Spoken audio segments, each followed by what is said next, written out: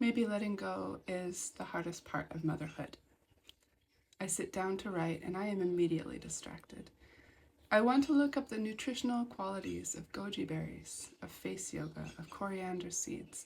I want to look for some seed or a small seedling of inspiration.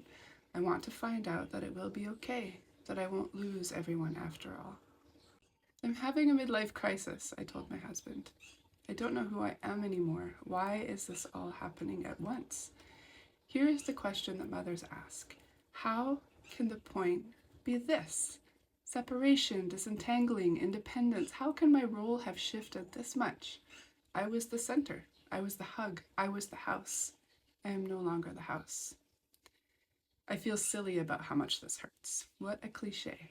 My wonderful hobbies, work, community, and friends couldn't save me from this. I thought I was so prepared.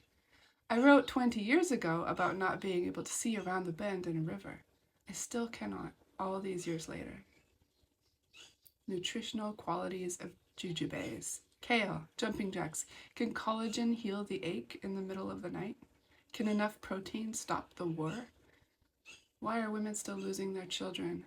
Mine are alive, and I still grieve their loss. Oh, the sorrow of the world, the sorrow of the world. I fret about the choices my kids have made and are making. How will they know what to do? My oldest son is worried about my fourth son. We are all worried about each other. How are we all doing with our cognition, with our ability to perceive AI, with our hope for the future? How are we all doing with faith, money, health? I am awake at 3 a.m. thinking about a conversation from the day before. When I go back to sleep, I dream. In my dreams, my husband won't listen to me. Dream husband is created from my fears. In the morning, I remember that dream husband is not real. Real husband and I are in this together. Huge sigh of relief. How to repair grout, fermented foods, physical therapy for an injured nerve, today's AQI. Is rain coming? I talk to a young friend about inequality. I try to remember that I am free, I tell her. No one can define me. Only God can define me. You are very wise, she tells me. I feel the least wise that I have ever felt, but she is 11, and she is shining and radiant, and I let the words land. How to receive praise but not count on it. How to please only God. I am reading Leviticus as part of a chronological reading of the Bible, and it is not uplifting. The book of Job was way better. I could understand it. The way he grieved, the way his friends did not understand him. The thundering answer/non-answer of God. Chinua and I talk to our tall son about messaging and algorithms. Talking to him is the one thing that soothes me. His clear-sightedness. They go for what gets them the most clicks. They seem to be insecure. They have to measure everyone by a number. They feel entitled. Sometimes I just laugh it off, he says. But then I see the comments and I realize people actually believe them. Sigh of relief. I joke sometimes and say I don't know if I would have done this motherhood thing if I had realized that the fear, longing, and love could be like this. That they never end, that you fear the phone call, that you answer it with a racing heart, that you inwardly want to project yourself across miles and simultaneously and consistently need to make sure you remember that it's not about you. They are their own people. It is not true, the joke. I would do it again and again and again. I would do it again and again and again. I would always choose to know them and let them go, to house them in my body and then let them go, to hold them and cuddle and kiss them and then let them go.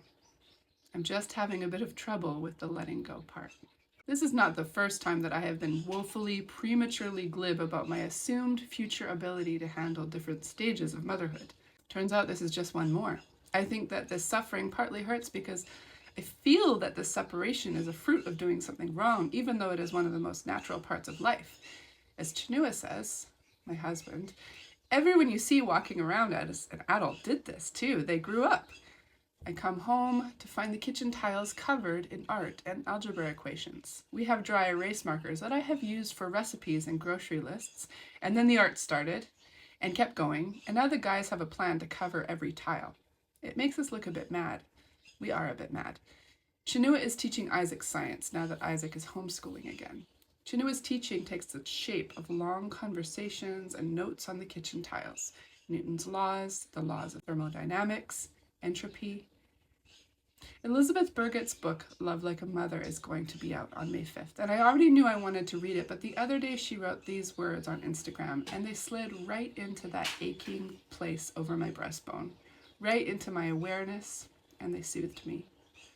Loss and longing are woven in and around motherhood. Love-laced grief is almost a universal maternal reality. As I wrote the book, I began to wonder, how do those suffering through the ache of infertility show us what God is like? Can the heavy grief of miscarriage and child loss help us understand the heart of God toward us? Does God mourn like a mother? She is writing about child loss and miscarriage, but I felt the words deeply about the letting go stage of motherhood. Can my suffering be like God's suffering? Who else has created and housed and tended and fed and then let go? Who else feels everything deep, deep in the deepest parts? When Kai was injured, I felt physically sick. How does God feel when we hurt? What mother parts of God have I left unexplored? How does God stand it? How does this vast motherly being handle the ache of war? Oh, I feel less alone. I will grow through this. I will become something new. I know it. I have done it before, and I will do it again. I will learn to let go again and again. I will wander the world with my beloved, and we will have days and days to look at the sky together. And this kernel of loss and longing will be a death that I will face again and again, a death that God eternally knows. I join in the suffering of God and this fierce mother love, and I cannot wait to read Elizabeth's book.